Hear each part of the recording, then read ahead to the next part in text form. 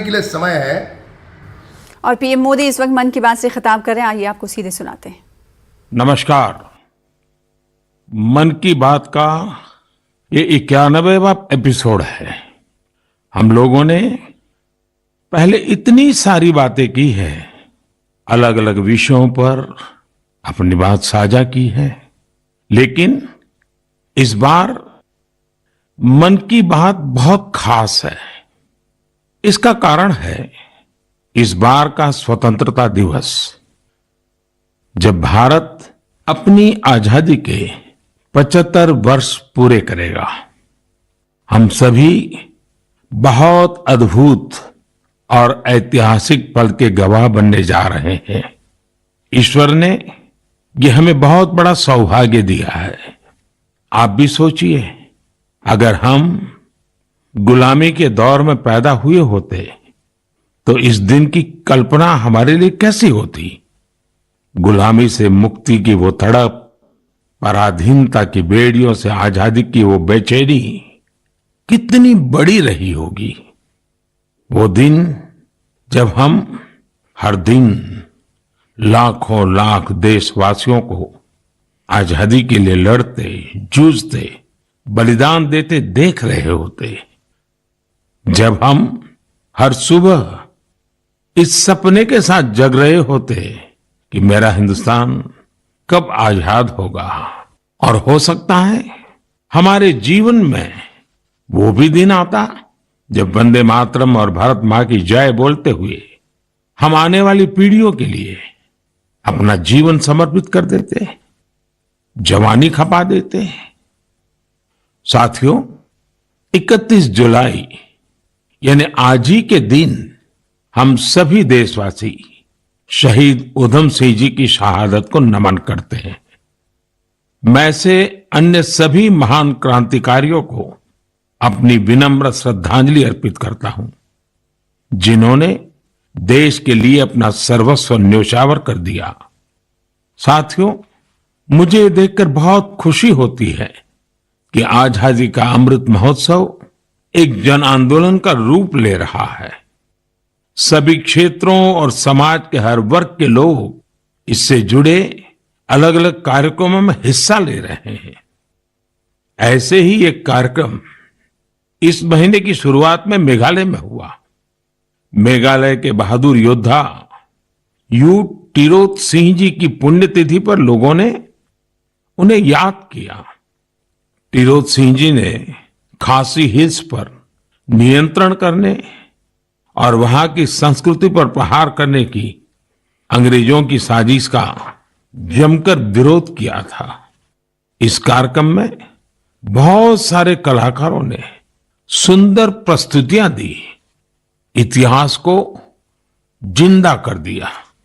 इसमें एक कार्निवल का आयोजन भी किया गया, जिसमें मेघालय की महान संस्कृति को बड़े ही खूबसूरत तरीके से दर्शाया गया।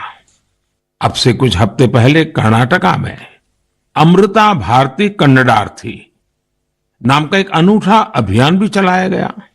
इसमें राज्य की 75 जगहों पर आजादी के अमृत महोत्सव से जुड़े बड़े भव्य कार्यक्रम आयोजित किए गए। इनमें कर्नाटका के महान स्वतंत्रता सेनानियों को याद करने के साथ ही स्थानीय साहित्यिक उपलब्धियों को भी सामने लाने की कोशिश की गई। साथियों, इसी जुलाई में एक बहुत ही रोचक प्रयास हुआ है, जिसका नाम है आजादी की रेलगाड़ी और रेलवे स्टेशन। इस प्रयास का लक्ष्य है कि लोग आजादी की लड़ाई में भारतीय रेल की भूमिका को जाने। देश में अनेक ऐसे रेलवे स्टेशन हैं जो स्वतंत्रता आंदोलन के इतिहास से जुड़े हैं। आप भी इन रेलवे स्टेशनों के बारे में जानकर हैरान होंगे। झारखंड के गोमो जंक्शन को अब आधिकारिक रूप से नेताजी सुभाष चंद्र बोस जंक्शन गोमो के नाम से जाना जाता है। जानते हैं क्यों? दरअसल इसी स्टेशन पर कालका मेल में सवार होकर नेताजी सुभाष ब्रिटिश अफसरों को चकमा देने में सफल रहे थे। आप सभी ने लखनऊ के पास काकोरी रेलवे स्टेशन का नाम भी जरूर सुना होगा। इस स्टेशन के साथ राम प्रसाद बिस्मिल और अशफाक उल्लाह खान जैसे जाबाजों का नाम जुड़ा है। यहां ट्रेन से जा रहे अंग्रेजों के खजाने को लूटकर वीर क्रांतिकारियों ने अंग्रेजों को अपनी ताकत का परिचय करा दिया था। आप जब कभी तमिलनाडु के लोगों से बात करेंगे तो आपको थूथुकुडी जिले के वांची मणियाच्ची जंक्शन के बारे में जानने को मिलेगा। ये स्टेशन तमिल स्वतंत्रता सेनानी वांची नाथन जी के नाम पर है। ये वही स्थान है जहां 25 साल के युवा वांची ने ब्रिटिश कलेक्टर को उसके किए की सजा दी थी। साथियों, ये लिस्ट काफी लंबी है।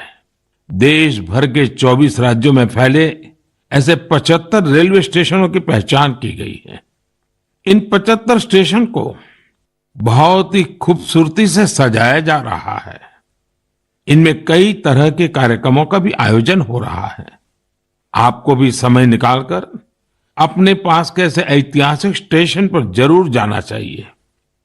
आपको स्वतंत्रता आंदोलन के ऐसे इतिहास के बारे में विस्तार से पता चलेगा जिनसे आप अनजान रहे हैं। मैं आसपास के स्कूल के विद्यार्थियों से आग्रह करूंगा, टीचर से आग्रह करूंगा कि अपने स्कूल के छोटे छोटे बच्चों को लेकर के जरूर स्टेशन पे जाएं और पूरा घटनाक्रम उन बच्चों को सुनाएं, समझाएं। मेरे प्यारे देशवासियों, आजादी के अमृत महोत्सव के तहत 13 से 15 अगस्त तक एक स्पेशल मूवमेंट हर घर तिरंगा का आयोजन किया जा रहा है। इस मूवमेंट का हिस्सा बनकर 13 से 15 अगस्त तक आप अपने घर पर तिरंगा जरूर फहराएं या उसे अपने घर पर लगाएं। तिरंगा हमें जोड़ता है, हमें देश के लिए कुछ करने के लिए प्रेरित करता है। मेरा एक सुझाव ये भी है कि 2 अगस्त से 15 अगस्त तक हम सभी अपनी सोशल मीडिया प्रोफाइल पिक्चर में तिरंगा लगा सकते हैं। वैसे क्या आप जानते हैं 2 अगस्त का हमारे तिरंगे से एक विशेष संबंध भी है। इसी दिन पिंगली वेंकैया जी की जन्म जयंती होती है, जिन्होंने हमारे राष्ट्रीय ध्वज को डिजाइन किया था। मैं उन्हें आदर पूर्वक श्रद्धांजलि अर्पित करता हूं। अपने राष्ट्रीय ध्वज के बारे में बात करते हुए मैं महान क्रांतिकारी मैडम कामा को भी याद करूंगा। तिरंगे को आकार देने में उनकी भूमिका बेहद महत्वपूर्ण रही है। साथियों, आजादी के अमृत महोत्सव में हो रहे इन सारे आयोजनों का सबसे बड़ा संदेश यही है कि हम सभी देशवासी अपने कर्तव्य का पूरी निष्ठा से पालन करें। तभी हम उन अनगिनत स्वतंत्रता सेनानियों का सपना पूरा कर पाएंगे, उनके सपनों का भारत बना पाएंगे। इसलिए हमारे अगले 25 साल का यह अमृतकाल हर देशवासी के लिए कर्तव्य काल की तरह है। देश को आजाद कराने हमारे वीर सेनानी हमें ये जिम्मेदारी देकर गए हैं और हमें इसे पूरी तरह निभाना है। मेरे प्यारे देशवासियों, कोरोना के खिलाफ हम देशवासियों की लड़ाई अब भी जारी है। पूरी दुनिया आज भी जूझ रही है। होलिस्टिक हेल्थ केयर में लोगों की बढ़ती रुचि ने इसमें सभी की बहुत मदद की है। हम सभी जानते हैं कि इसमें भारतीय पारंपरिक पद्धतियां कितनी उपयोगी हैं।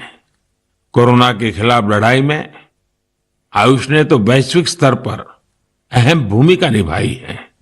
दुनिया भर में आयुर्वेद और भारतीय औषधियों के प्रति आकर्षण बढ़ रहा है।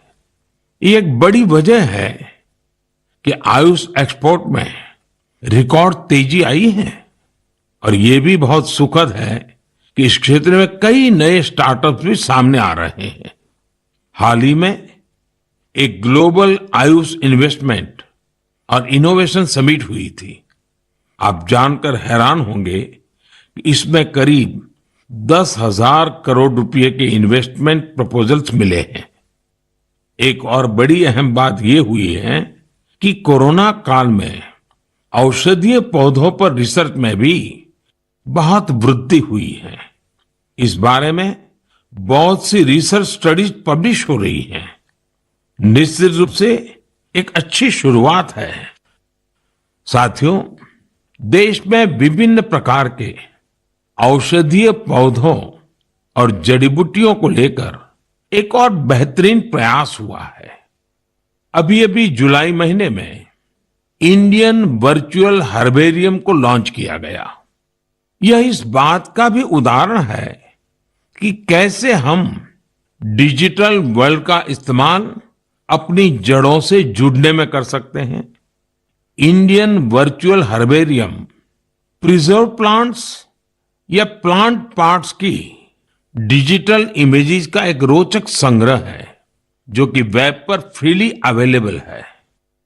इस वर्चुअल हर्बेरियम पर अभी लाख से अधिक स्पेसिमेंस और उनसे जुड़ी साइंटिफिक इंफॉर्मेशन उपलब्ध है। वर्चुअल हर्बेरियम में भारत की बॉटनिकल डायवर्सिटी की समृद्ध तस्वीर भी दिखाई देती है। मुझे विश्वास है इंडियन वर्चुअल हर्बेरियम भारतीय वनस्पतियों पर रिसर्च के लिए एक इंपॉर्टेंट रिसोर्स बनेगा।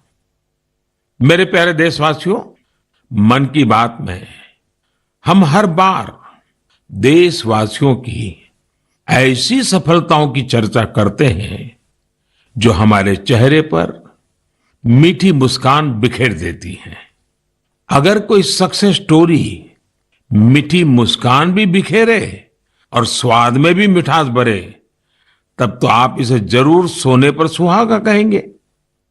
हमारे किसान इन दिनों शहद के उत्पादन में ऐसा ही कमाल कर रहे हैं।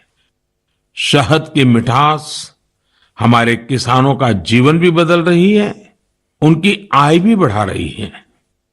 हरियाणा में यमुनानगर में एक मधुमक्खी पालक साथी रहते हैं, सुभाष कंबोज जी। सुभाष जी ने वैज्ञानिक तरीके से मधुमक्खी पालन का प्रशिक्षण लिया। इसके बाद उन्होंने केवल 6 बॉक्स के साथ अपना काम शुरू किया था।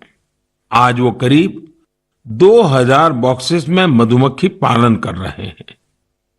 उनका शहद कई राज्यों में सप्लाई होता है। जम्मू के पल्ली गांव में विनोद कुमार जी भी 1500 से ज्यादा कॉलोनियों में मधुमक्खी पालन कर रहे हैं। उन्होंने पिछले साल रानी मक्खी पालन का प्रशिक्षण लिया है।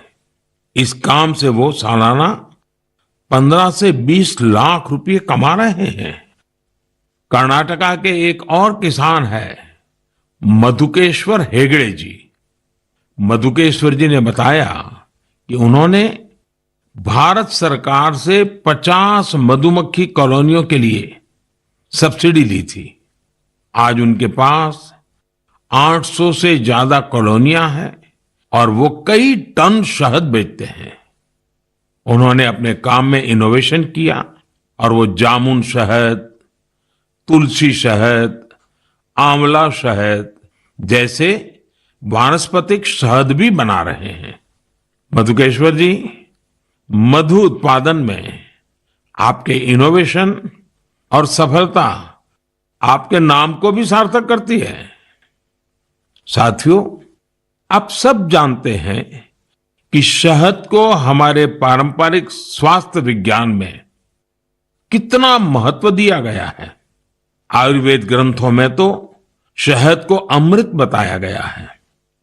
शहद न केवल हमें स्वाद देता है बल्कि आरोग्य भी देता है। शहद उत्पादन में आज इतनी अधिक संभावनाएं हैं कि प्रोफेशनल पढ़ाई करने वाले युवा भी इसे अपना स्वरोजगार बना रहे हैं। ऐसे ही एक युवा है यूपी में गोरखपुर के निमित सिंह। निमित जी ने बीटेक किया है। उनके पिता भी डॉक्टर हैं, लेकिन पढ़ाई के बाद नौकरी की जगह निमित जी ने स्वरोजगार का फैसला लिया। उन्होंने शहद उत्पादन का काम शुरू किया। क्वालिटी चेक के लिए लखनऊ में अपनी एक लैब भी बनवाई। निमित जी अब शहद और बी वैक्स से अच्छी कमाई कर रहे हैं और अलग अलग राज्यों में जाकर किसानों को प्रशिक्षित भी कर रहे हैं। ऐसे युवाओं की मेहनत से ही आज देश इतना बड़ा शहद उत्पादक बन रहा है। आपको जानकर खुशी होगी कि देश से शहद का निर्यात भी बढ़ गया है।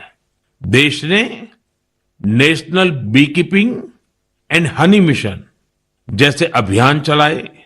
किसानों ने पूरा परिश्रम किया और हमारे शहद की मिठास दुनिया तक पहुंचने लगी। अभी इस क्षेत्र में और भी बड़ी संभावनाएं मौजूद है। मैं चाहूंगा कि हमारे युवा इन अवसरों से जुड़कर उनका लाभ लें और नई संभावनाओं को साकार करें। मेरे प्यारे देशवासियों, मुझे हिमाचल प्रदेश से मन की बात के एक श्रोता श्रीमान आशीष बहल जी का एक पत्र मिला है। उन्होंने अपने पत्र में चंबा के मिंजर मेले का जिक्र किया है। दरअसल मिंजर मक्के के फूलों को कहते हैं। जब मक्के में मिंजर आते हैं तो मिंजर मेला भी मनाया जाता है और इस मेले में देश भर के पर्यटक दूर दूर से हिस्सा लेने के लिए आते हैं। संयोग से मिंजर मेला इस समय चल भी रहा है। आप अगर हिमाचल घूमने गए हुए हैं तो इस मेले को देखने चंबा जा सकते हैं। चंबा तो इतना खूबसूरत है कि यहाँ के लोक गीतों में बार बार कहा जाता है, चंबे एक दिन ओना कने महीना रहना। यानी जो लोग एक दिन के लिए चंबा आते हैं वे इसकी खूबसूरती देखकर महीने भर यहां रह जाते हैं। साथियों, हमारे देश में मेलों का भी बड़ा सांस्कृतिक महत्व रहा है। मेले जन मन दोनों को जोड़ते हैं। हिमाचल में वर्षा के बाद जब खरीफ की फसलें पकती हैं तब सितंबर में शिमला, मंडी, कुल्लू और सोलन में सैरी या सैर भी मनाया जाता है। सितंबर में ही जागरा भी आने वाला है। जागरा के मेलों में महासु देवता का आह्वान करके बीसू गीत गाए जाते हैं। महासु देवता का ये जागर हिमाचल में शिमला, किन्नौर और सिरमौर के साथ साथ उत्तराखंड में भी होता है। साथियों, हमारे देश में अलग अलग राज्यों में आदिवासी समाज के भी कई पारंपरिक मेले होते हैं। इनमें से कुछ मेले आदिवासी संस्कृति से जुड़े हैं तो कुछ का आयोजन आदिवासी इतिहास और विरासत से जुड़ा है। जैसे कि आपको अगर मौका मिले तो तेलंगाना के मेडारम का 4 दिवसीय समक्का सरलम्मा जात्रा मेला देखने जरूर जाइए। इस मेले को तेलंगाना का महाकुंभ कहा जाता है। सरलम्मा जात्रा मेला 2 आदिवासी महिला नायिकाओं समक्का और सरलम्मा के सम्मान में मनाया जाता है। ये तेलंगाना ही नहीं बल्कि छत्तीसगढ़, महाराष्ट्र और आंध्र प्रदेश के कोया आदिवासी समुदाय के लिए आस्था का बड़ा केंद्र है। आंध्र प्रदेश में मारीदम्मा का मेला भी आदिवासी समाज की मान्यताओं से जुड़ा बड़ा मेला है। मारीदम्मा मेला ज्येष्ठ अमावस्या से आषाढ़ अमावस्या तक चलता है और यहाँ का आदिवासी समाज इसे शक्ति उपासना के साथ जोड़ता है। यहीं पूर्वी गोदावरी के पेद्दापुरम में मरिदम्मा मंदिर भी है। इसी तरह राजस्थान में गरासिया जनजाति के लोग वैशाख शुक्ल चतुर्दशी को सियावा का मेला या मनखारो मेला का आयोजन करते हैं। छत्तीसगढ़ में बस्तर के नारायणपुर का मावली मेला भी बहुत खास होता है। पास ही मध्य प्रदेश का भगोरिया मेला भी खूब प्रसिद्ध है। कहते हैं कि भगोरिया मेले की शुरुआत राजा भोज के समय में हुई है। तब भील राजा कासूमरा और बालून ने अपनी अपनी राजधानी में पहली बार ये आयोजन किए थे। तब से आज तक ये मेले उतने ही उत्साह से मनाए जा रहे हैं। इसी तरह गुजरात में तरणेतर और माधवपुर जैसे कई मेले बहुत मशहूर है। मेले अपने आप में हमारे समाज जीवन की ऊर्जा का बहुत बड़ा स्रोत होते हैं।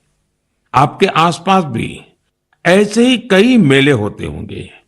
आधुनिक समय में समाज की पुरानी कड़ियां एक भारत श्रेष्ठ भारत की भावना को मजबूत करने के लिए बहुत जरूरी है। हमारे युवाओं को इनसे जरूर जुड़ना चाहिए। और आप जब भी ऐसे मेलों में जाएं, वहां की तस्वीरें सोशल मीडिया पर भी शेयर करें। आप चाहें तो किसी खास हैशटैग का भी इस्तेमाल कर सकते हैं। इससे उन मेलों के बारे में दूसरे लोग भी जानेंगे। आप कल्चर मिनिस्ट्री की वेबसाइट पर भी तस्वीरें अपलोड कर सकते हैं। अगले कुछ दिन में कल्चर मिनिस्ट्री एक कंपटीशन भी शुरू करने जा रही है, जहां मेलों की सबसे अच्छी तस्वीरें भेजने वालों को इनाम भी दिया जाएगा। तो फिर देर नहीं कीजिए, मेलों में घूमिए, उनकी तस्वीरें साझा करिए और हो सकता है आपको इसका इनाम भी मिल जाए। मेरे प्यारे देशवासियों, आपको ध्यान होगा मन की बात के एक एपिसोड में मैंने कहा था कि भारत के पास टॉयज एक्सपोर्ट्स में पावर हाउस बनने की पूरी क्षमता है। मैंने स्पोर्ट्स और गेम्स में भारत की समृद्ध विरासत की खास तौर पर चर्चा की थी। भारत के स्थानीय खिलौने परंपरा और प्रकृति दोनों के अनुरूप होते हैं, इको फ्रेंडली होते हैं। मैं आज आपके साथ भारतीय खिलौनों की सफलता को शेयर करना चाहता हूं। हमारे यंगस्टर्स, स्टार्टअप्स और एंटरप्रेन्योर्स के बूते हमारी टॉय इंडस्ट्री ने जो कर दिखाया है, जो सफलताएं हासिल की है, उसकी किसी ने कल्पना भी नहीं की होगी। आज जब भारतीय खिलौनों की बात होती है तो हर तरफ वोकल फॉर लोकल की ही गूंज सुनाई दे रही है। आपको ये जानकर भी अच्छा लगेगा कि भारत में अब विदेश से आने वाले खिलौनों की संख्या लगातार कम हो रही है। पहले जहां 3,000 करोड़ रुपए से ज्यादा के खिलौने बाहर से आते थे, वहीं अब इनका आयात 70% तक घट गया है। और खुशी की बात यह कि इसी दौरान भारत ने 2,600 करोड़ रुपए से अधिक के खिलौनों को विदेशों में निर्यात किया है, जबकि पहले 300-400 करोड़ रुपए के खिलौने ही भारत से बाहर जाते थे। और आप तो जानते ही हैं कि ये सब कोरोना काल में हुआ है। भारत के टॉय सेक्टर ने खुद को ट्रांसफॉर्म करके दिखा दिया है। इंडियन मैन्युफैक्चरर्स अब इंडियन माइथोलॉजी, हिस्ट्री और कल्चर पर आधारित खिलौने बना रहे हैं। देश में जगह जगह खिलौने के जो क्लस्टर्स हैं, खिलौने बनाने वाले जो छोटे छोटे उद्यमी हैं, उन्हें इसका बहुत लाभ हो रहा है। इन छोटे उद्यमियों के बनाए खिलौने अब दुनिया भर में जा रहे हैं। भारत के खिलौना निर्माता विश्व के प्रमुख ग्लोबल टॉय ब्रांड्स के साथ मिलकर भी काम कर रहे हैं। मुझे ये भी बड़ा अच्छा लगा कि हमारा स्टार्टअप सेक्टर भी खिलौनों की दुनिया पर पूरा ध्यान दे रहा है। वे इस क्षेत्र में कई मजेदार चीजें भी कर रहे हैं। बेंगलुरु में शूमी टॉय नाम का स्टार्टअप इको फ्रेंडली खिलौनों पर फोकस कर रहा है। गुजरात में आर्किड जू company AR based flash cards और एआर बेस्ड स्टोरी बुक्स बना रही है। पुणे की कंपनी फनवेंशन लर्निंग खिलौने और एक्टिविटी पजल्स के जरिए साइंस, टेक्नोलॉजी और मैथ्स में बच्चों की दिलचस्पी बढ़ाने में जुटी है। मैं खिलौनों की दुनिया में शानदार काम कर रहे ऐसे सभी मैन्युफैक्चरर्स को, स्टार्टअप्स को बहुत बहुत बधाई देता हूं। आइए हम सब मिलकर भारतीय खिलौनों को दुनिया भर में और अधिक लोकप्रिय बनाएं। इसके साथ ही मैं अभिभावकों से भी आग्रह करना चाहूंगा कि वे अधिक से अधिक भारतीय खिलौने, पजल्स और गेम्स खरीदें। साथियों, क्लासरूम हो या खेल का मैदान, आज हमारे युवा हर क्षेत्र में देश को गौरवान्वित कर रहे हैं। इसी महीने पीवी सिंधु ने सिंगापुर ओपन का अपना पहला खिताब जीता है। नीरज चोपड़ा ने भी अपने बेहतरीन प्रदर्शन को जारी रखते हुए वर्ल्ड एथलेटिक चैंपियनशिप में देश के लिए सिल्वर मेडल जीता है। आयरलैंड पैरा बैडमिंटन इंटरनेशनल में भी हमारे खिलाड़ियों ने 11 पदक जीतकर देश का मान बढ़ाया है। रोम में हुए वर्ल्ड कैडेट रेसलिंग चैंपियनशिप में भी भारतीय खिलाड़ियों ने बेहतरीन प्रदर्शन किया। हमारे एथलीट सूरज ने तो ग्रेको रोमन इवेंट में कमाल ही कर दिया। उन्होंने 32 साल के लंबे अंतराल के बाद इस इवेंट में रेसलिंग का गोल्ड मेडल जीता है। खिलाड़ियों के लिए तो यह पूरा महीना ही एक्शन से भरपूर रहा है। चेन्नई में 44वें चेस ओलंपियाड की मेजबानी करना भी भारत के लिए बड़े ही सम्मान की बात है। 28 जुलाई को ही इस टूर्नामेंट का शुभारंभ हुआ है और मुझे इसकी ओपनिंग सेरेमनी में शामिल होने का सौभाग्य मिला। उसी दिन यूके में कॉमनवेल्थ गेम्स की भी शुरुआत हुई। युवा जोश से भरा भारतीय दल वहां देश को रिप्रेजेंट कर रहा है। मैं सभी खिलाड़ियों और एथलीट्स को देशवासियों की ओर से शुभकामनाएं देता हूं। मुझे इस बात की भी खुशी है कि Bharat FIFA under 17 women's world cup उसकी भी मेजबानी करने जा रहा है। यह टूर्नामेंट अक्टूबर के आसपास होगा, जो खेलों के प्रति देश की बेटियों का उत्साह बढ़ाएगा। साथियों, कुछ दिन पहले ही देश भर में 10वीं और 12वीं कक्षा के परिणाम भी घोषित हुए हैं। मैं उन सभी स्टूडेंट्स को बधाई देता हूं जिन्होंने अपने कठिन परिश्रम और लगन से सफलता अर्जित की है। महामारी के चलते पिछले 2 साल बेहद चुनौतीपूर्ण रहे हैं। इन परिस्थितियों में भी हमारे युवाओं ने जिस साहस और संयम का परिचय दिया, वह अत्यंत सराहनीय है। मैं सभी के सुनहरे भविष्य की कामना करता हूं। मेरे प्यारे देशवासियों, आज हमने आजादी के 75 साल पर देश की यात्रा के साथ अपनी चर्चा शुरू की थी। अगली बार जब हम मिलेंगे तब हमारे अगले 25 साल की यात्रा भी शुरू हो चुकी होगी।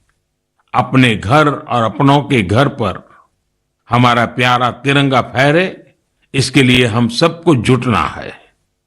आपने इस बार स्वतंत्रता दिवस को कैसे मनाया? क्या कुछ खास किया? ये भी मुझसे जरूर साझा करिएगा। अगली बार हम अपने इस अमृत पर्व के अलग अलग रंगों पर फिर से बात करेंगे। तब तक के लिए मुझे आज्ञा दीजिए। बहुत बहुत धन्यवाद। इस न्यूज हेडलाइंस के